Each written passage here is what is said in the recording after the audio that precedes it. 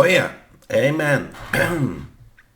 Today, I think I will try to do a topic which is racistic. I wonder how I can do a racistic topic. We try to see, I think the racism is to look after differences. The racists is the polar opposite of multitudes or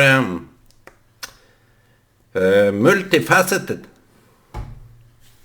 or colorful.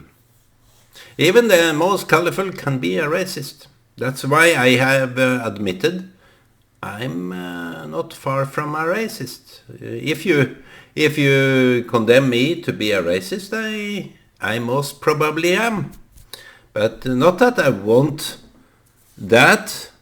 Not that I am proud of that. Not that my skin that is white, even though we have a heritage that the white-skinned people were racists regarding Africans and so on. No, it's not because of that. Because there are we all come from upbringing, which is only our world. And in the beginning, we don't mind, when we are infants, we don't mind that people are taking something from me or doing something that is not just, taking something and sitting together, sitting there all alone, feeling no, there is no such feelings, I would guess. But when it develops, it starts these processes that is generally based on me.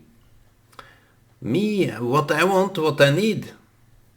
That is common for all people.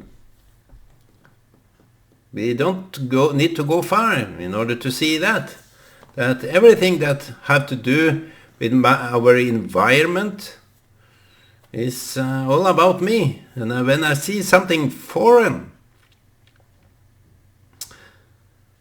I may become skeptical or intrigued.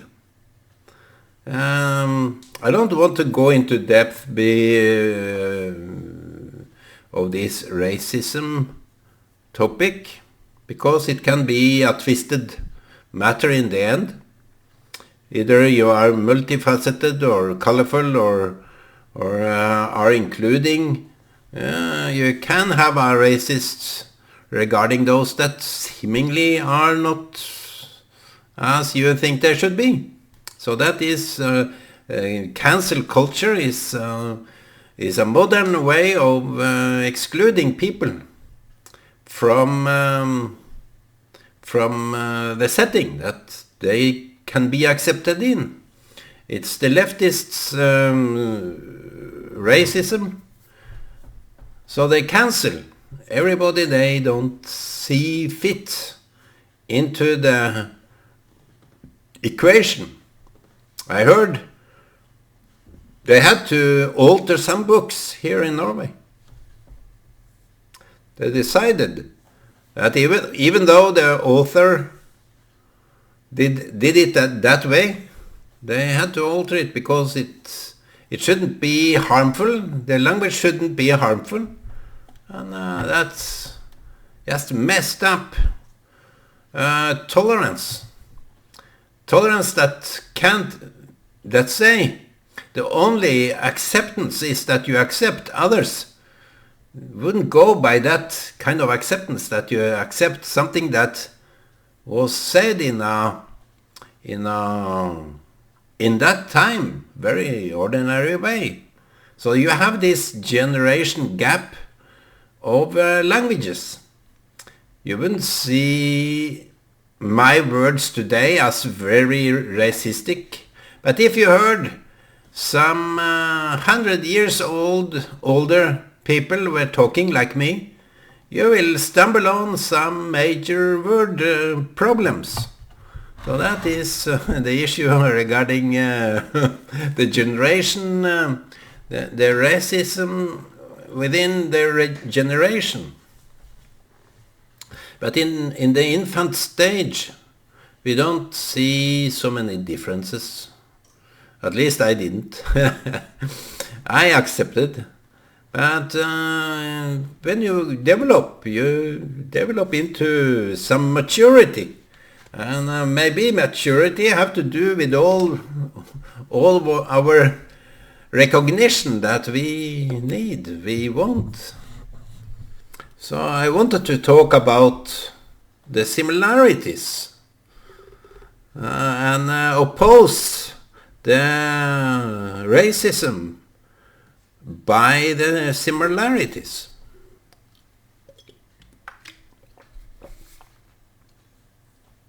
I ate this bread. It looks good, it is nice, it tastes good, but it is a little bit, it gives me this dry.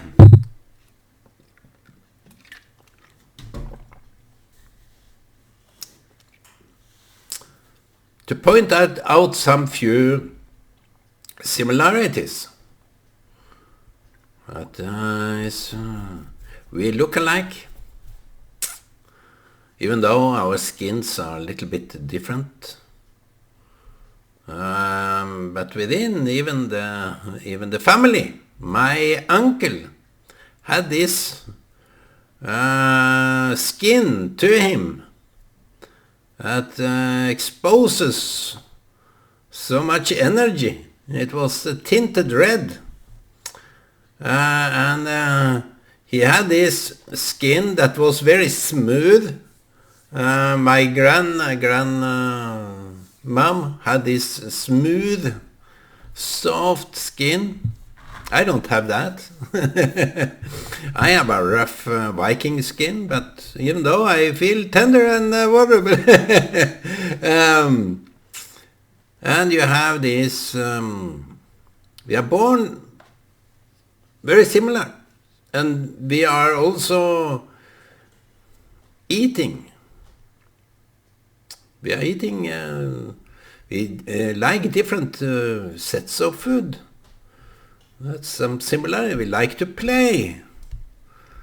Who in this world, when the British or colonialists came to Africa, they didn't regarded them as equal to human being. Even the children played. The need of knowing was there. The language they had were there. They had languages. We all have languages. We all like to play. We do work. We take some responsibility. We are kind of dedicated to each other. We have love.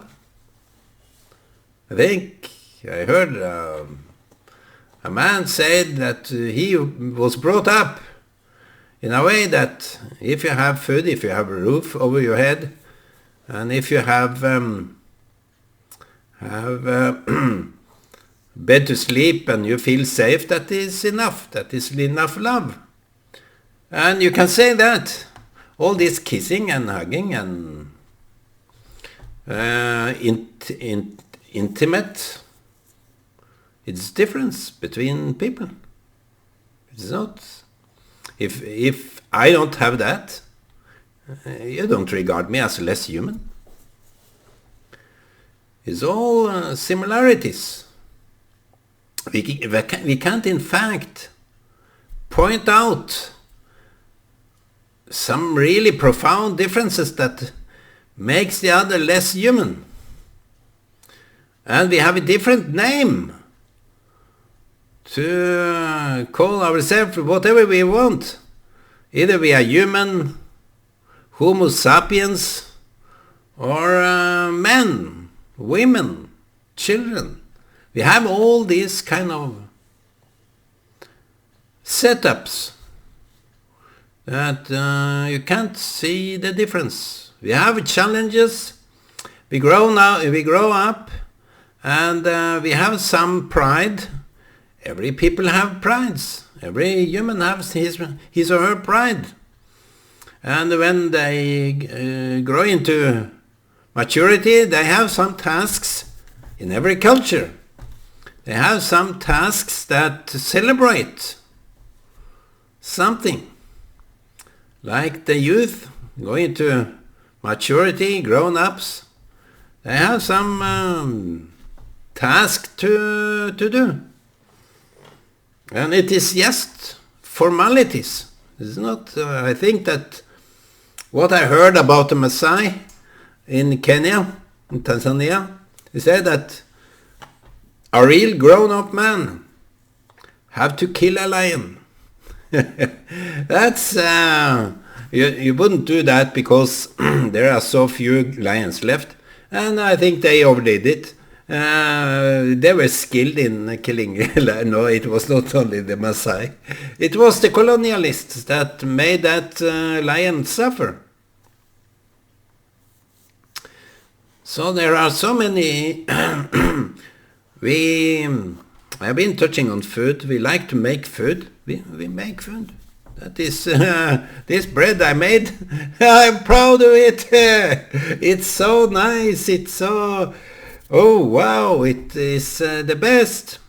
So you see, there are much similarities that are than differences. What is the differences? I think the differences is merely the point that we think that the other ones are different. That is the mindset. I think there is racism in every culture, in every human, in every people. Humanity is all about racism. Look at what Cain did to Abel. He slew him down. Within the family, you have racism. He or she is not as good as me, or likewise. I feel an underdog. I feel less valued. I think the value is another big issue regarding racism. If you think that you know it all, and in some way or the other hinder, block, or prevent your brother or sister to speak, your children to speak, I think those issues that are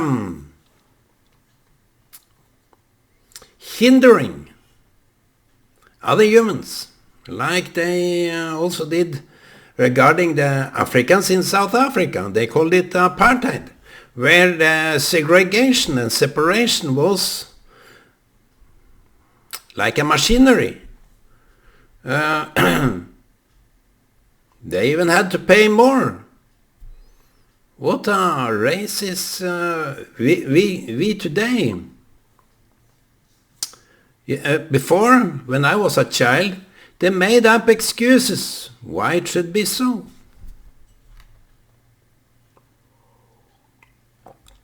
The lack of ability to lead was some of the first one I heard from my dad. I'm a little bit ashamed to say, but everything that we can admit, we can change. So if I think that some people have no ability to lead, take charge, or own the responsibility, that's gross racistic. That's hard. That is a hard one to take. And even though he was a missionary in Kenya, I think that he had this fault That was tampering with his good conscience. Because we have something within us that is holding us down spiritually. I said in a video that I asked the question, what is the real truth? What is today? There is a confusion about what is true. It's either my truth or your. The truth is subjectively viewed. It's from your side, it's right, but from my side, it's wrong. But the superseded truth is when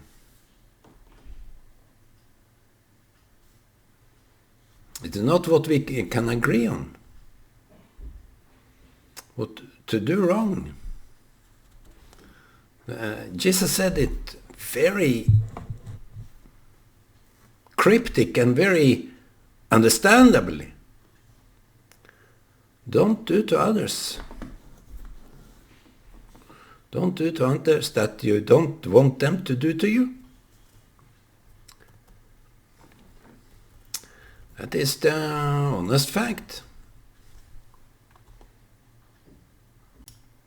Don't do to others that you don't want them to do to you. That is a spiritual truth. So don't harm, and so much more.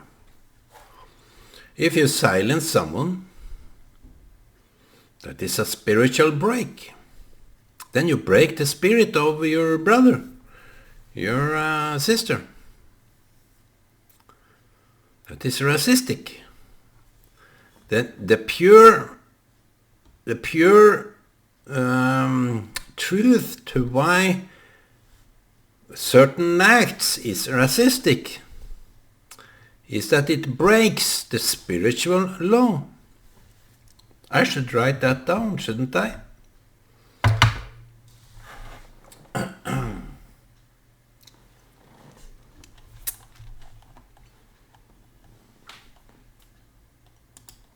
Let me get some time to write it down. Let me give it to you.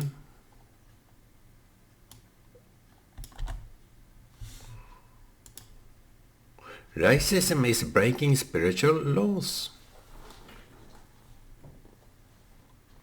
I think that is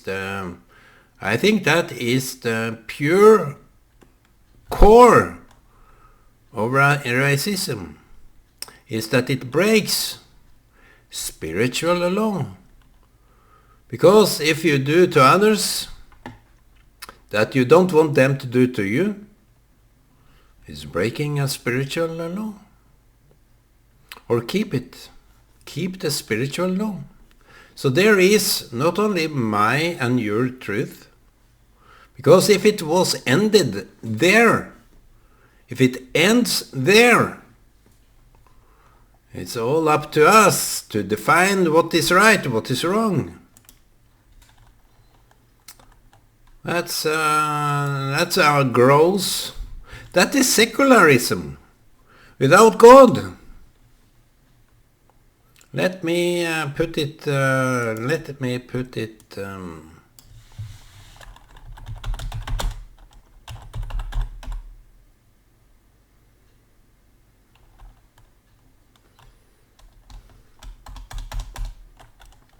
I can't work at the same time, but that is breaking major,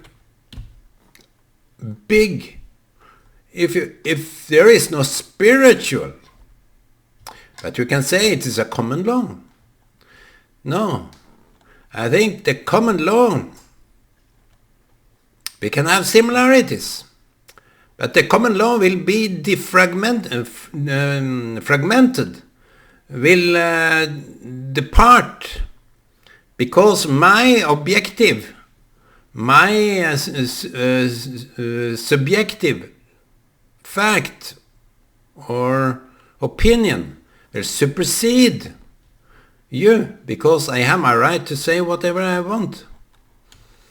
So still the secularists are into some notion of spiritual law by the pure fact that they can call something racistic. It's convincing in itself. They have some spiritual backbone left. The leftists have that. Yeah.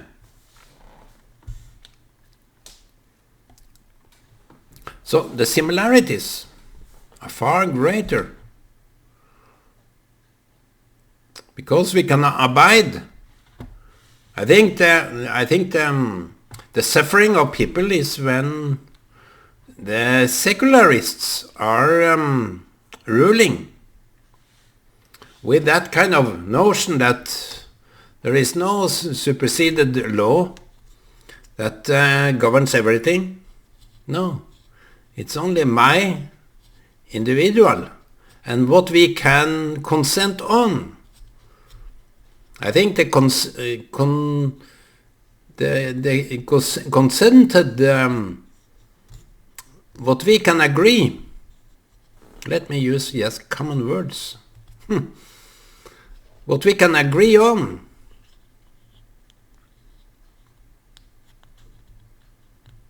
We can make a constitution. That's how it is. And so far, so good. But we don't, with that consent, we don't really understand what is deeply wrong about doing wrong. It can be right for me. I can just claim that hitting my brother, slaying him down, is the right thing for me. But in both cases, in Adam and Cain's case, there was some kind of rejection. Adam flew away, and Cain, he said, "What have I to do? I'm not my brother's keeper." That's how it is. I'm not my brother's keeper.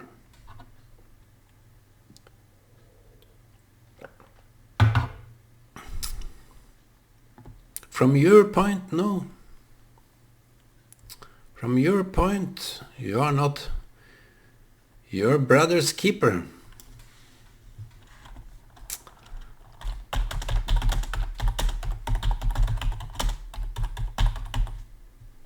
Maybe I should put that as a heading. I'm not my brother's keeper. He had this drive to him that if he was his brother's keeper, he will... that was a leftist answer. That I'm not above my brother. But it was not what God meant.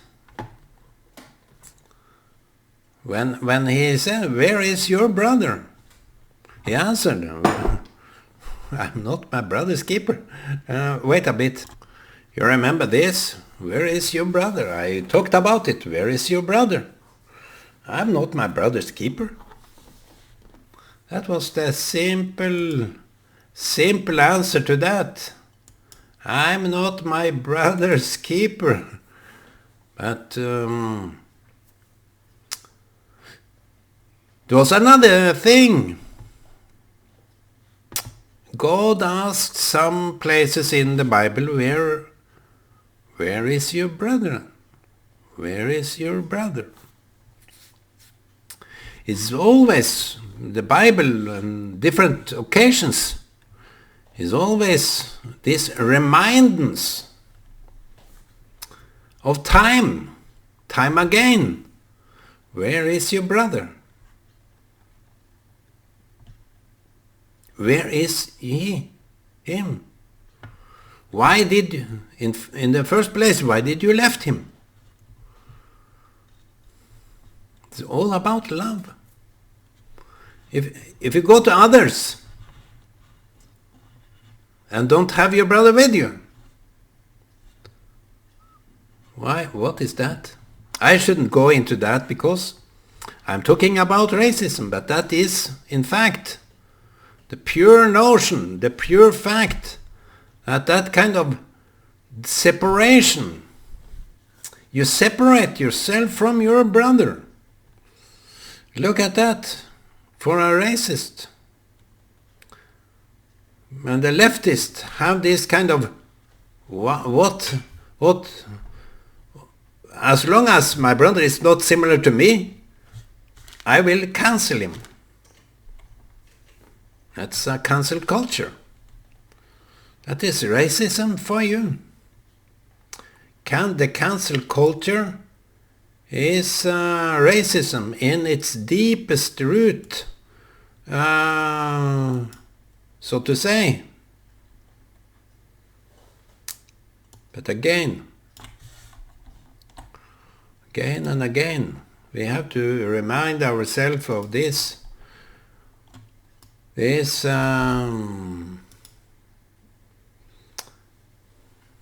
spiritual law. If I'm serving God, why do I break my brother's heart? If I'm serving some higher power, if I'm serving people, why can't I accept, honor and respect the differences between me and my brother? He was, I think Cain was a shepherd. I don't know. He was a big man.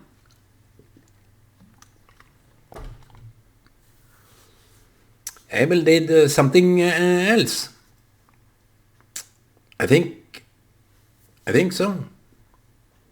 Cain was doing something different than Abel. And maybe I wrote something about that many years ago, that the way in which they were born and grew up and learned how to share equally. That is what politics is all about, and is what politics is failing. Look at people. Look at leaders in poor country. They are corrupt. They are racists. If you think that what you have is more, you earn it more than others. People have their disabilities, their problems. People have their handicap. So you look down on them and see that you are you have a successful life. You are not thankful. You look down. Maybe Cain looked down on Abel, and he couldn't but offering which God honored more than Cain's. Why? Is it that kind of racism that God invented separation and favorism? I don't like God. God should make it equal, but it isn't equal. If he sees to the heart, he will see you and expose you where you are. So let us be exposed, my friend. Let us all be exposed that we didn't do our best. We didn't give the best offering. Let us better our ways. Meet our brothers and sisters and say, we need to be together and learn from each other. Shalom, everybody.